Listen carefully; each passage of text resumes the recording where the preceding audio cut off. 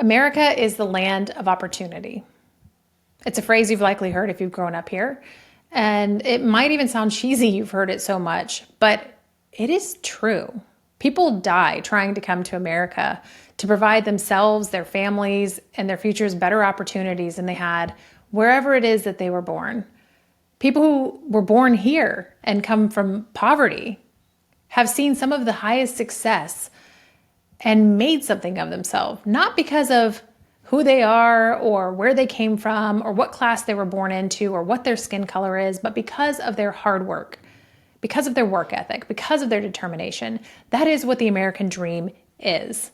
And today's guest is no stranger to the American dream. I have the privilege and honor to welcome Dr. Ben Carson back to the show.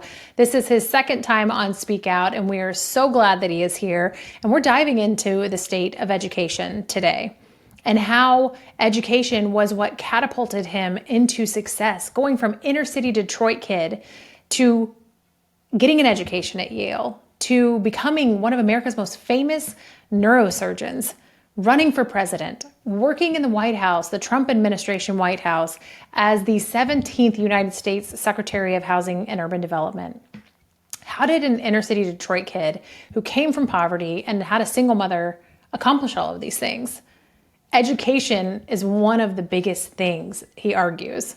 And we talk about that today. We talk about how teachers made a difference in his life, how education and reading is what turned his life around and shot him to success. But what's going on in schools today? Are we affording kids the same opportunities when we're turning classrooms into activism, indoctrination camps? Do children have the opportunity to have that same success? Is the American dream alive and well in the way that it was when Dr. Carson was younger? We're talking about what Dr. Carson is doing personally to combat what's going on in schools. He has started a program for children to learn history accurately because that's not being taught in schools these days. We're taught America is a racist, horrible, awful country, despite any of the good that America has done. Who better to talk about the state of education than somebody who used education to garner some of the most massive, beautiful accomplishments and successes that our country has seen. I know that you guys are going to love this episode. I love this episode. I am such a big fan of Dr. Carson and all that he is doing. We're going to just jump right into it. Dr. Carson, it is an absolute pleasure to see you again. I am so excited to have you on the podcast. It's been a little while since I've seen you. Last time I was still living in Colorado. We did a few events there at multiple schools and a church, and we were talking about your Little Patriots program. Thank you for joining today. Well, it's a pleasure to be with you. I always like to be with Patriots. You and me both. So the importance of education is a theme in pretty much all of your books that you've written. It's something that you speak about. You've dedicated so much of your life to stressing this importance of education, but your passion for education wasn't necessarily always there when you were younger. Can you tell us how this passion for education came about? Well, as a youngster, I was a terrible student, and that's putting it mildly. I was probably the worst student you could imagine. And I just didn't think that I was smart. Pretty much everybody else agreed with me except for my mother. And it was really, school to me was a real treasury. I just did not want to go there. I didn't want to be there. But there was no way I was getting out of it. And my mother was extremely concerned about my poor academic performance. My brother was doing poorly also. And she just didn't know what to do, so she prayed for wisdom. And God gave her the wisdom because, she was working as a domestic, cleaning houses of wealthy people. And she just noticed that they always had so many books around. And they didn't spend a lot of time watching TV. So she came home and imposed that on us. Very little TV and read books and submit to her book reports, which if we'd been around in today's world, we would have called social services. But there was no such thing in that to do that. So we had to read the books. And as much as I hated it in the beginning, by the end, I loved reading books because we were desperately poor. And between the covers of those books, I could escape poverty. I could go anywhere. I could be anybody. I could do anything. And as I started reading about people of great accomplishment, I began to understand that the person who has the most to do with what happens to you is you. It's not somebody else. I stopped listening to all those people who were saying, you can't do this, you can't do that. And the society is stacked against you. I just threw all that stuff in the garbage. And I was reading every time I could get my hands on a book. If I had 5 minutes, I was reading. And it completely transformed who I was academically. I went from the bottom of the class to the top of the class. All the kids were asking me for the answers instead of teasing me. And it just changed the trajectory, and I knew that I was going to be able to accomplish what I wanted to do, even though it seemed like a lofty thing at that time. So when you say this, that you've been, reading was like kind of the catalyst that sent you into this love of education, I absolutely love it, because my 7-year-old reads like you wouldn't believe. I mean, the girl she won't even get in the car unless she's got a book with her, because it doesn't matter if it's a 5-minute ride or a 2-hour ride. She wants to have a book in hand. I cannot buy books fast enough to satiate her appetite for reading, which is a beautiful thing. I'm going to let her listen to this podcast and hear exactly what you just said, because I think I want to make sure that I'm fostering that love of reading to encourage her to continue to do it. And we have, actually, I'll show you right here. We have a few of your books. We've got Freedom of Bark. We have Red, White, and Blue. And we have Why America Matters. So we are huge fans of what you're doing. And one of my favorite things that you have going right now is the Little Patriots program, which is an American history program for elementary age children, including entertaining cartoons, printable history lessons, worksheets, activities, and assessments. And they're all for free. You're pouring your heart and resources into the children and future of America when you don't have to. What is your heart behind Little Patriots? Well, I recognize through world history what has happened to other countries. And before they turned socialist or Marxist, they dumbed down the population. And you can sort of see that going on in our population now when you see those man on the street interviews. And they ask people just the simplest questions, and they have no idea what the answer is. Well, those are the kind of people who are very easy to manipulate, very easy to lead. And, this country has been good to me. My wife and I have visited 68 countries, and we've lived overseas. And some of the places are very nice, but there's no place like America. It is just a fabulous place. And this is the place that the vast majority of inventions came from, because we fostered an environment of innovation, creativity, entrepreneurship, and we gave people freedom. And I see all of those things being lost. And I don't feel that I can just quietly sit here, play golf and cruise around the world and watch movies and read books. And watch my country go down the tubes. I just can't do it. It wouldn't be any fun. So, that's why, we got involved in this, trying to alert people to actually what's happening. Because I think most of the people in our country, deep down in their heart, they know there's something wrong. They know we're on the wrong path, and that we're causing a lot of it ourselves. But they're not exactly sure what they should do about it. And I think we need to get out there and begin to help people to realize that who we are, first of all, and it starts with our children who are being indoctrinated. And that's part of the plan. If you're going to change a country and change a society, you have to change the hearts and minds of the children. And that's why it's been so important for them to get in and indoctrinate the kids with all this foolishness, quite frankly, instead of educating them. If you look at the international surveys on education, we rank near the bottom, particularly in developed countries, and especially in STEM areas. And but we can tell you what the pronouns should be. I mean, that's just not appropriate, quite frankly. Right. And we need to change that focus as soon as possible. So I want to share a story with you really quick about my daughter. Her name is Kingsley. You met her when you're in Colorado. We do the Little Patriots program. We're doing some lessons. And, before I have a podcast guest on, no matter how well I know them, I still do research. I still, I'm writing out my questions a day or two before and figuring out how the episode is kind of going to flow. And I'm talking about I'm like writing notes about the Little Patriots program. And my daughter was like, "Can I write a note?" And I said, "Sure. What do you want to write on here?" And she just wrote "awesome." And she's 7. So I think that's a testament, and an even better testament. Sometimes kids don't necessarily always want to sit down. If they're doing something fun outside, maybe, and you're like, "Hey, come in, let's do some homeschool lessons now that I'm homeschooling," or "Let's do this," not always do we get this like super excited response. So one of the times that we were doing Little Patriots program, I had her sit down and I said, "Hey, come back inside. We're going to sit down and do a lesson." And we did it. And then she was a little reluctant, a little bit frustrated with me. We did it. And she goes, "Can we do another one?"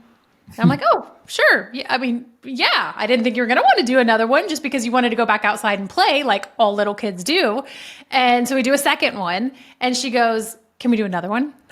And I'm like, "Holy smokes, girl, you are on a roll." So we finished the third one and she said, "Can we do another one?" I'm like, "Okay, I think we actually have to go have dinner now and get you ready for bed." But she was ready to go back to back to back. And she is loving the Little Patriots program. And I really enjoy it as a mom who is homeschooling my children, because there are a lot of curriculums out there that cost a lot of money sometimes. And yours is free, which is phenomenal. But I just wanted to share that story with you about my daughter because I thought it was so funny. Well, I appreciate that because, it's not inexpensive.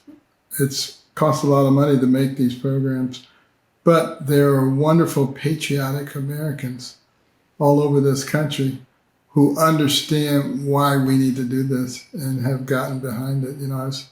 I was talking to one such person last week. I just met him, spent 20 minutes with him, and he says, "I'm giving you $600,000. I mean, just like Wow. that. And, you have to recognize that we're at a crux in our country right now. We're going to go one way or the other.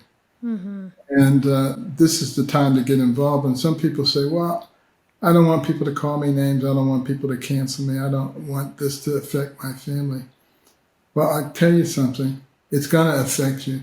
You're not getting away from it. So since you're not going to get away from it, you may as well join the fight and, fight for the freedoms, fight for the things that made America into a great nation.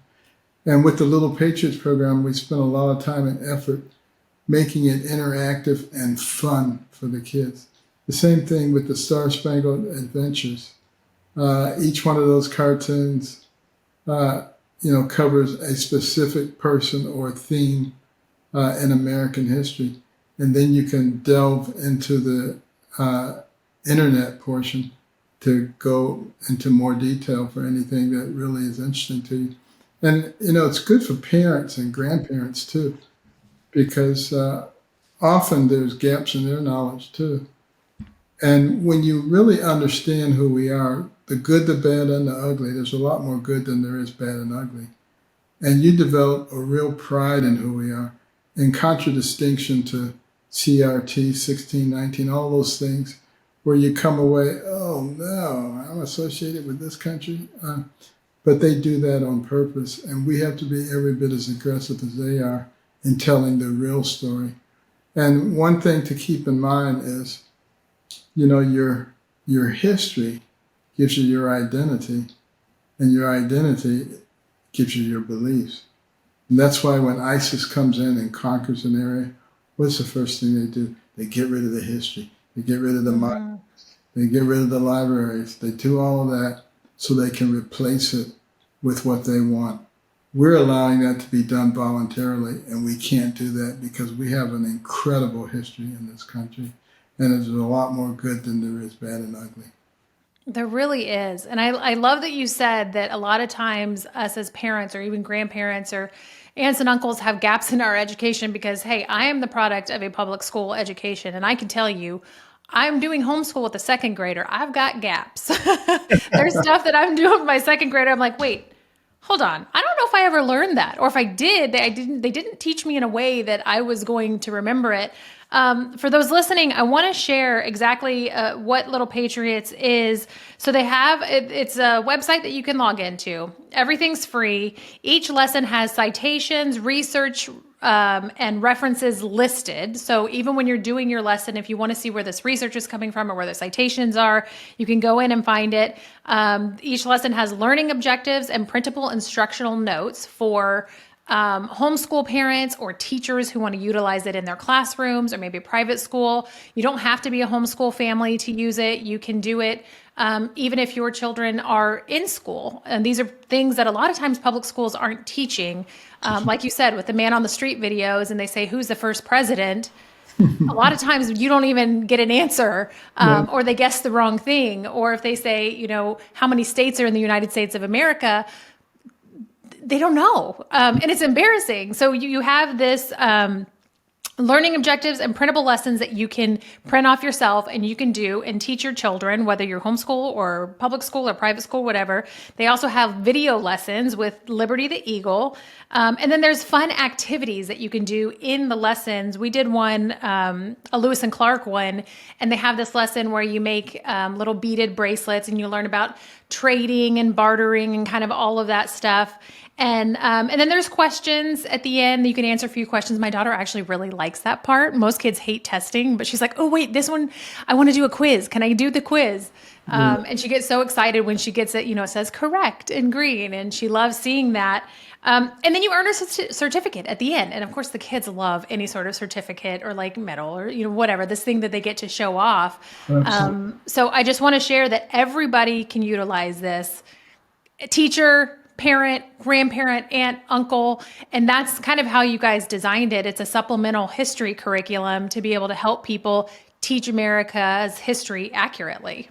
Yeah, the state of Florida, not Florida, but Alaska actually, has adopted it as an official supplement for their teaching programs. Oh, congratulations. That is really awesome. And there are other states that are considering that too. And it was very interesting. One of the states, the leftists said, wait a minute, this is coming from Carson. This is coming from conservatives. It can't be good.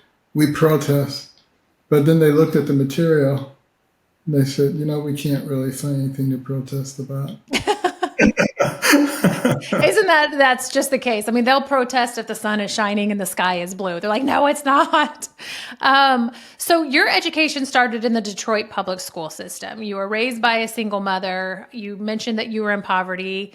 Inner city Detroit, is where you started, and then you ended up at Yale. You are arguably one of the most well-known neurosurgeons to ever exist. Your story is one that Americans know and love. I mean, America just loves you and adores you. And we see that everywhere you go. A Detroit high school was named after you, Benjamin Carson High School. And in the wake of BLM and everything that was going on in 2020, they decided that they wanted to remove your name from their school. What was your biggest crime that caused this? I was a member of the Trump administration. That was the crime. Anything associated with Trump, they were convinced was horrible and wasn't anything they wanted to hold up for their students. And it's a real shame when you allow politics to get in the way of education and inspiration. What we should be trying to do is help those kids to understand that somebody who came from the same environment as you did, worked hard in the school system, and was able to succeed. That's the lesson that you should be trying to teach them. Not that we only subscribe to people who believe certain ideologies. That's a very wrong thing to be teaching our children. So, that's sad that we see that happening, but we keep working, we keep doing what is right, and hopefully people over the course of time begin to recognize that they need to evaluate situations individually, not lump everybody into a certain category because there might be an R or a D behind their name. Isn't that true? So I have something to just share for the sake of the podcast and those listening regarding this school and this name change. I did a little bit of research on the name change, and this is a majority Black school. Prior to removing your name, the reading proficiency level was about 20-ish%, pretty low.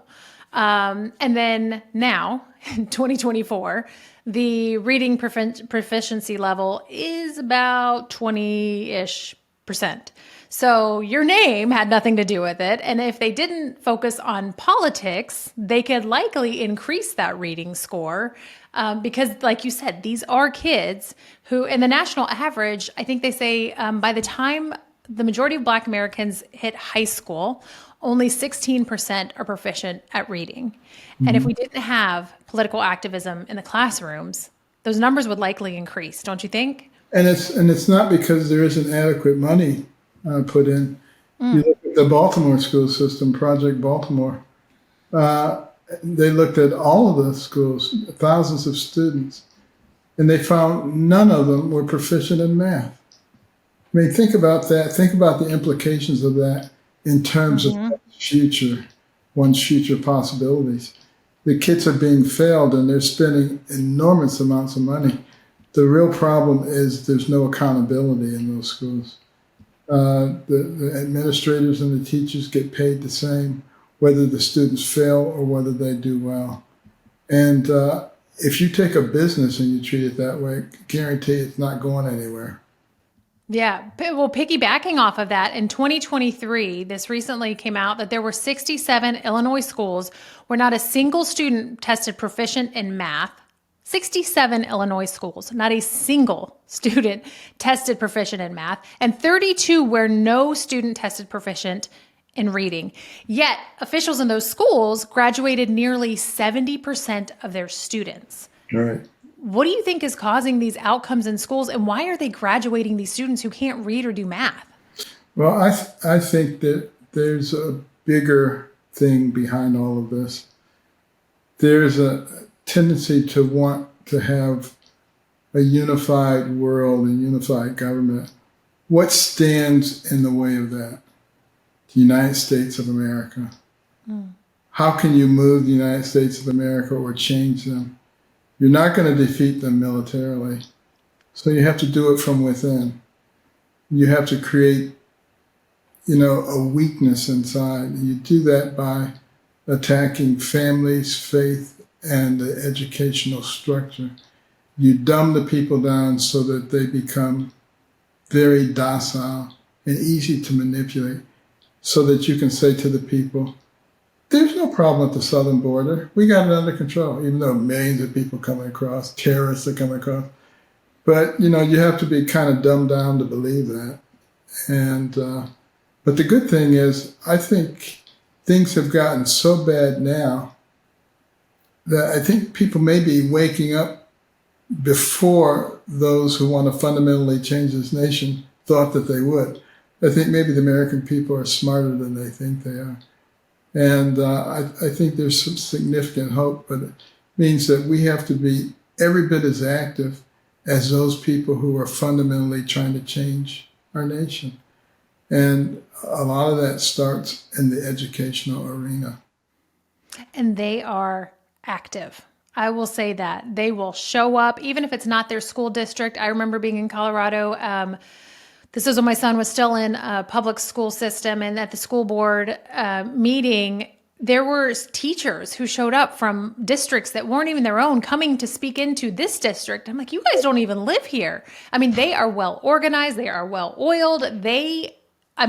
They do their work. I will give them that. I don't agree with any of the work that they do, but they do their work and they put their feet to the ground. And so we have to be doing just as much as they are. Yeah, I think if you really want to be impressed, go back and read the congressional record. January the 10th, 1963, over 60 years ago, Congressman Herlong from Florida read into the congressional record 45 goals of communists in America. How are they going to take over? It's astonishing because most of it they've accomplished. And it includes gaining control of the teacher unions, gaining control of the schools so they could indoctrinate the kids, driving wedges between parents and their kids, making sexual activity, abnormal sexual activity, normal, healthy, and pervert people's morals. I mean, all the things that are going on now, 60 years ago. And I think that's the reason that Khrushchev said to Eisenhower, your grandchildren's children will live under our system. We won't have to fire one shot. And we think we won the Cold War, but they were playing the long game. And that's often what they do. I feel like conservatives have kind of, taken a step back from education when really we need to be pushing forward. But then there's also people who think that kind of the education system is so messed up that as Christians and conservatives, we shouldn't even send our children into it. Let me ask you this. Your children are grown now, but if you had children who were, 5, 6, 7 years old, would you send them to public school? No, well, I didn't send them to public school even back then. I certainly wouldn't send them there now. One thing that's really growing rapidly are homeschools and faith-based private schools. They're growing like crazy. They have long waiting lists now for people to get in. And if we can continue to push the school choice thing, I think we can force a change in the public school system. Yeah, that's what I was just about to ask you. What are your thoughts on school choice? Well, I think we need to make it ubiquitous. It needs to be everywhere. Because if people aren't, doing what they're supposed to be doing when it comes to teaching our children, we got to have alternatives because it is so critical to what happens in a person's life. And in our society, if you get a good education, you can basically write your own ticket. If you have a bad education, you become a victim of circumstance. And that is something that parents have control of, but they have to be involved. You have to go to the parent-teacher meetings. You need to consult with other parents. You need to see what's on the curriculum, what's being taught. Is it being effectively taught? It's a give and take situation. You can't just sit there and passively say whatever they do is okay and I will accept it. Because if that's what you'll accept, that's what you'll get. Nothing. Yeah. I read something recently which was kind of alarming to me because the reading proficiency levels in the United States are so incredibly low. It just is mind-boggling. But there's something that's called the school to prison pipeline, essentially. When reading rates are low, that increases the chance of a child going to prison. And this is the most disturbing part that I found out. And I go more in depth in this in a different podcast episode, but it seems very on par with what we're talking about right now. Some states plan how many prison beds they're going to need in their prison based on what the children are testing on their reading exams at school. That's exactly right. And that's been true for a long time. And it is very sad, but the prison industry actually makes a lot of money too. Yeah, I didn't know that. I didn't know that they can look at reading tests and then they can just say, oh, likely this many people, we're going to need this many prison beds. That's disturbing. Well, what's interesting is if you look at the people who are in prison, over 70 to 80% of them come from fatherless homes. Mm-hmm, that too. And, as we continue to break down the traditional nuclear family in America, this problem seems to be getting worse. And that's another area that we really need to put some concentration on. And the things that our kids are exposed to. If you don't have parents who are Johnny on the spot, the things that their kids are getting exposed to are going to have a very deleterious effect on their development. There's something that I want to read to you when it relates to school choice and kind of what we were just talking about a minute ago. So there's this narrative, and it's primarily to people who are opposed to school choice, who say school choice is terrible, charter schools are terrible, or all these other options. Whether there's like a school voucher, education voucher, where you can take that and maybe do it at a private school. There's different ways that school choice is kind of plays out in different states. And a lot of people will say, well, you're stealing money from public schools and you're going to cause them to fail. But listen to this, Dr. Carson. I want to read something to you and the listeners. That's not necessarily true. Dumping all of this money into an already failing school system isn't necessarily going to help. Former Mayor Bill de Blasio canceled the renewal program, acknowledging that despite spending $773 million, he was unable to turn around many long struggling public schools in 3 years after decades of previous interventions had also failed, according to the New York Times.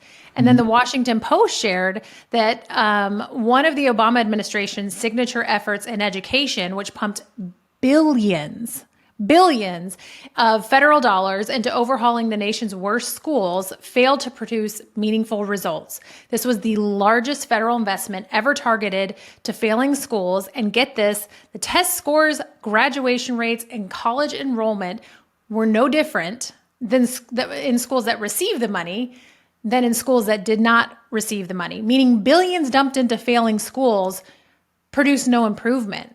Right. So why do they say that money is going to fix these failing public schools? And they won't look at data.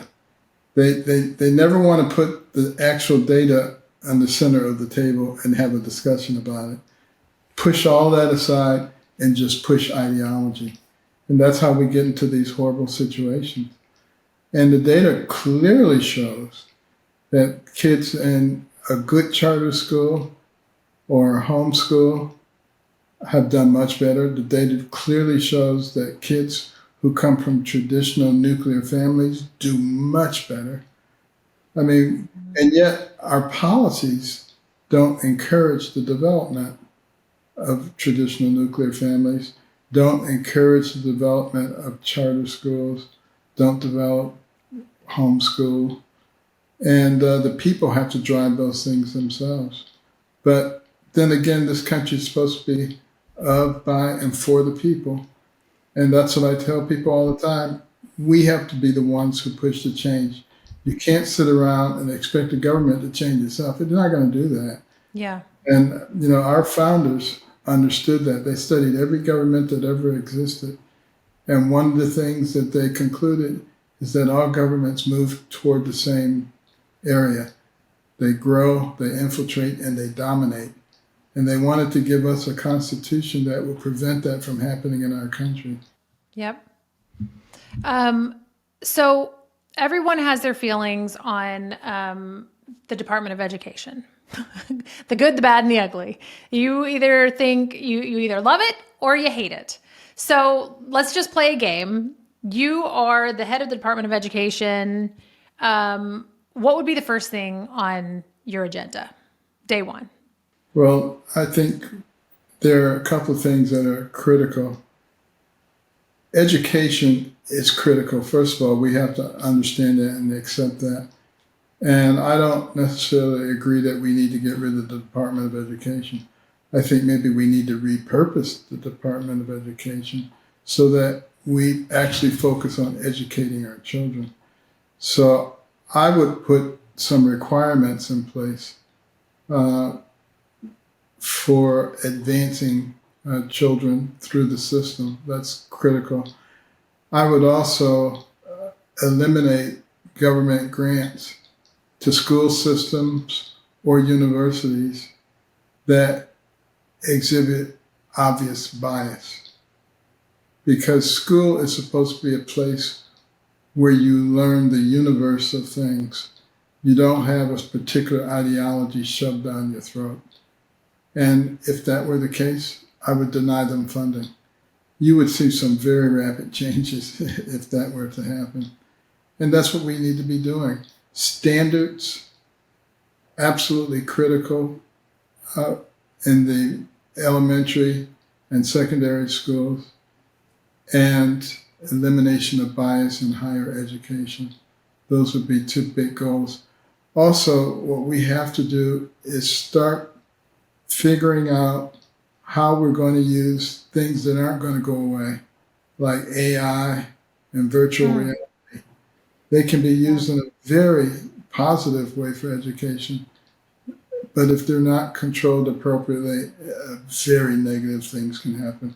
You see how hard it is to get kids away from their Nintendos and PlayStations. Can you imagine how difficult it's going to be to get them out of the virtual world if we don't control that?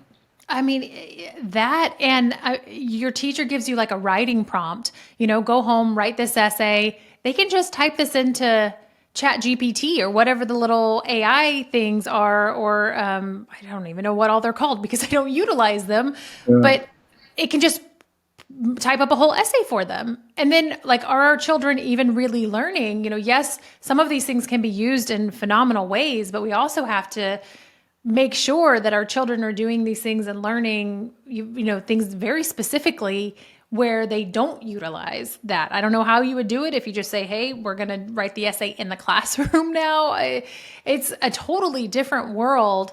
I want to ask you, and this is just kind of something that popped into my head while I have like an actual American legend on the podcast.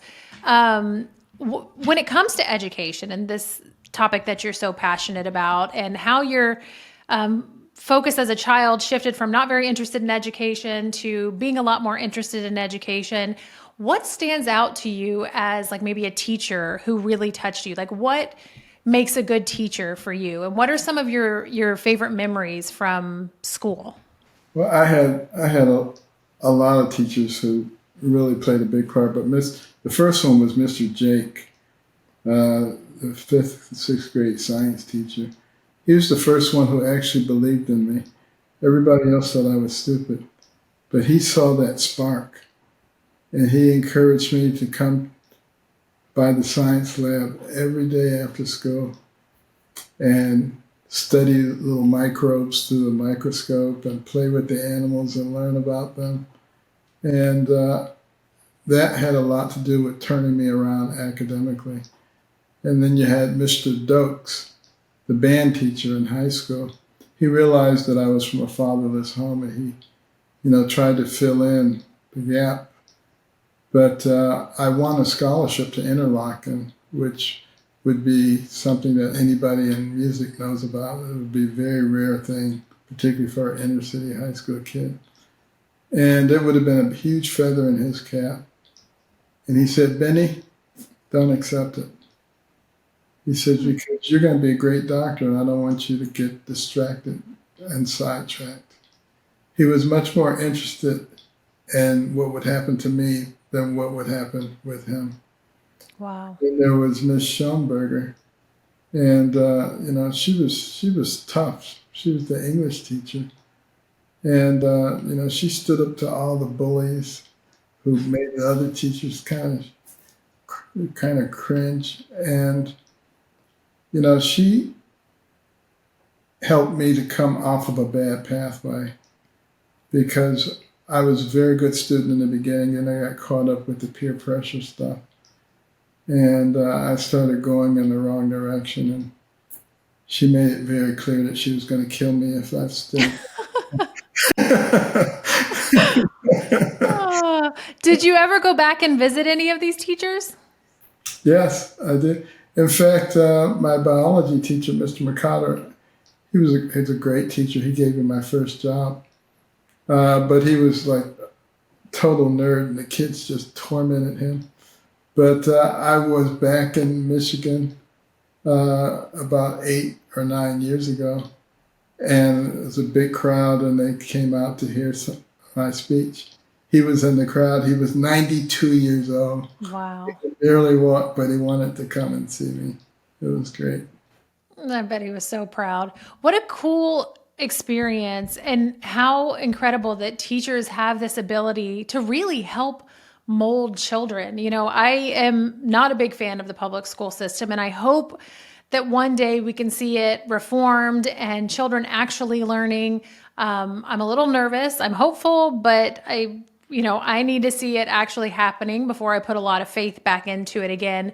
But what you just share is like how important it is to really invest in the specific child, not in an agenda, not in a political narrative, but Exactly. investing in that child and helping them learn, because everybody comes from a different background, whether they have a lot of money, whether they don't have a lot of money, whether they're a troublemaker, whether they're not a troublemaker. But the difference that a good teacher can make can be the difference between getting involved in a gang or getting involved in the wrong things and becoming a neurosurgeon or Yeah, becoming the president of the United States. particularly now because you have so many broken families. And, traditionally, your values come through your family. But Yeah. if you have all these broken families that are having a gazillion problems of their own, where are these kids going to get, the inspiration and the values? Sometimes the teacher can be the only one who recognizes what's going on and can step in and make a Yeah. difference in that child's life. And there's so many good teachers. I hope and I pray that they don't get discouraged by what's happening around them, and that they can kind of focus on their classroom and focus on these children, because we need good teachers and we need people who are willing to invest in these kids. Well, they do unfortunately get discouraged because Yeah. they're dictated to in terms of what they can teach and what they can't teach. And some of them have enormous teaching skills, which they're not allowed to use because it doesn't conform to the program. Well, which is why, in the event that that happens and you pull your kids out of these schools because all the good teachers are leaving, you have Little Patriots program. Dr. Exactly. Carson, where can people find Little Patriots? Find what you guys are doing at American Cornerstone Institute. Share that with us. LittlePatriotsLearning.com takes you directly to Little Patriots, or you can go to AmericanCornerstone.org and you'll see about Little Patriots. You'll see about all of our other multitudinous programs, all of which are free, by the way, to educate and inform the people, including our Executive Branch for America program, which is aimed primarily at college students and young executives, teaching you how the government works, all their little interactions, because we're trying to encourage those people to go into government. Because what happens is a lot of the logically thinking people and conservative thinking people say, I don't want to get involved in that swamp. But if all the good people go in the opposite direction, who's left to run the swamp? We can't change the swamp. We have to change it from within, but we got to know how it works. And I want everybody to know, when it comes to the Little Patriots program, I asked for Dr. Carson to come on. I utilize the Little Patriots program. A lot of people might think, well, oh, you have a podcast, or you're doing this, you're making money off of it right now, or you're promoting it only for one reason. No, I actually love it. And I actually have the books and read them to my children. And my kids love these books. So I invited you on. I wanted my listeners to hear about Little Patriots program. I want them to know that there are free resources out there. And there's tons of great ones. Little Patriots is one of many phenomenal ones, but it's one that I completely, wholeheartedly stand behind. I would not tout your program if I didn't stand behind it. So I want to say thank you on behalf of moms like me across the country for helping us educate our children on the good, the bad, and the ugly as far as it stands with America's history. Because, sure, there are bad things, but there are so many more good things than there are bad. So thank you for this program. Well, thank you. I appreciate that. It means a lot coming from a patriot like yourself. Well, thank you. So I always wrap up a podcast episode with one question, and I have had you on before, so maybe your answer will be different this time. But if you could encourage people to speak out on their convictions, maybe it's what's happening in schools or what's going on with their children in school as their kid comes home and says, hey, I learned this. If you could encourage parents, people to speak out on things that they believe in, what would that one piece of advice be? That one piece of advice would be to remember what we learned in kindergarten, Pledge of Allegiance. It says we are one nation under God. And look at that, every coin in your pocket, every bill in your wallet, what does it say? In God we trust. We can't throw away our faith because that is the thing that distinguished us from everybody else. And when we believed in God and we honored God, we accelerated like a rocket. We just went straight up. The Europeans couldn't even understand what was going on. They sent the Tocqueville over here in 1831 because they couldn't figure out how a nation barely 50 years old was already competing with them and everything. But as we've thrown away that faith, we've given up our edge. And you can see we're in decline. We don't have to be. And we can remember those principles that made us great. Dr. Carson, thank you so much for joining. It is always a joy to get to spend some time with you, even if it does have to be virtual this time. I really appreciate it. And hey, maybe you'll be in Alabama and I'll get to come to one of your events here soon and see you guys. And tell Mrs. Carson I said hello. Thanks for joining the podcast. In regards to your children, too.